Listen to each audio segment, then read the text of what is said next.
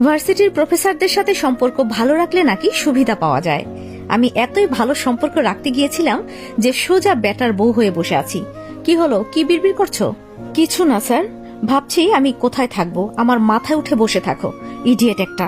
বলেই লোকটা সোজা গিয়ে বিছানায় শুয়ে পড়লো। তাকে দাঁড়িয়ে থাকতে দেখে লোকটা পুনরায় উঠে বসে বলে, তোমার সমস্যা কি? এমন ল্যাম্পপোস্টের মতো দাঁড়িয়ে আছো কেন?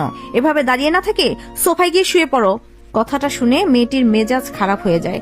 সে ফ্লোরে দপদপ করে শব্দ করে বিছানার কাছে এসে দাঁড়ায়। এমন শব্দে লোকটা বিরক্ত হয়ে উঠে বসতেই মেয়েটি লাফিয়ে খাটে উঠে যায়। লোকটা একটু বিছানার একপাশে চলে যেতেই মেয়েটি বলে, আমি নাওরা মুনতাহা, নিজের অধিকার ভালোভাবে বুঝে নিতে পারি। বিয়ে যখন করেছেন তখন আপনার বিছানাতেও আমার জায়গা দিতেই হবে। আপনার বউ হয়ে আমি সোফায় শুতে যাব কেন? দেখো না, ওরা কিছুই দেখতে পারবো না। এখন আমার ঘুম পাচ্ছে, আমি ঘুমাবো, এই বিছানাতেই ঘুমাবো। কাছে আসার চেষ্টা করলে আপনার খবর আছে বলে দিচ্ছি।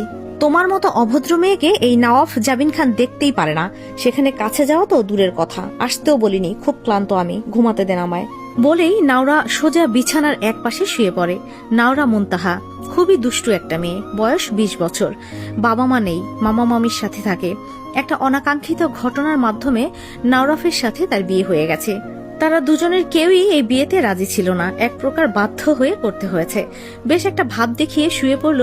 এখন নাওরার একটু ভয় ভয় করছিল। যতই হোক, বিছানার অপর পাশে থাকা লোকটি একজন পুরুষ মানুষ, তার উপর তার স্বামী। যতই না মানুক, লোকটির তার উপর সকল অধিকার আছে। কিছু করতে আসলে সে বাধাও দিতে পারবে না। অপরদিকে নওয়াব বিছনার অপর প্রান্তে মাথায় হাত দিয়ে বসে আছে। কি থেকে কি হয়ে গেল কিছুই বুঝতে পারছে না। এখন এই ভদ্র মেয়েটা নাকি তার ওয়াইফ, যে কিনা তার ডিপার্টমেন্টের ছাত্রী। নওয়াব জাবিন খান, বয়স 29-এর কোঠায়, ভার্সিটির প্রফেসর। নওয়াব যে ডিপার্টমেন্টের প্রফেসর, নাওরাও সেই একই ডিপার্টমেন্টের ছাত্রী। অনেক দুষ্ট একটা মেয়ে, তবে বেয়াদব না। এখনো কোনো বেয়াদবি দেখেনি নওয়াব। তবুও নাওরা মেয়েটাকে তার একদমই পছন্দ না। বেশি কথা বলে মেয়েটা, তার উপর অনেক চঞ্চল। এখন এই অপছন্দের মেয়েটাই নাকি তার ওয়াইফ, এটা সে কোনোভাবেই মানতে পারছে না। তার সাথে একই বিছানায় থাকা তো অসম্ভব। তাই নওয়াব উঠে পাশের রুমে চলে যায়। নওয়াব উঠে চলে যেতেই নাওরা উঠে বসে। এতক্ষণে শান্তি, লোকটা চলে গিয়েছে। এখন একটু আরাম করে ঘুমোতে পারবে। এমনিতেও তার ঘুমের যে অবস্থা, যে কেউ দেখলে অক্কা পাবে। সবই এমনিতে ঠিক ছিল, তবে একটা সমস্যা হয়ে গেছে।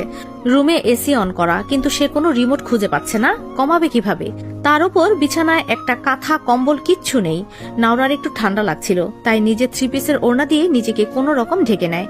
তারপর শুয়ে কোনো রকমে ঘুমিয়ে যায়। সকালে নওয়াব ঘুম থেকে উঠে নিজেকে অন্য রুমে দেখে একটু অবাক হয়। রাতের কথা বেমালুম ভুলে গিয়েছে। এটা স্বাভাবিক, এই ফ্ল্যাটে সে একাই থাকে। পরিবার অন্য জায়গায় থাকে। ভার্সিটির জন্য নওয়াব আলাদা ফ্ল্যাটে থাকে। নওয়াব উঠে নিজের রুমে গিয়ে হঠাৎই একটা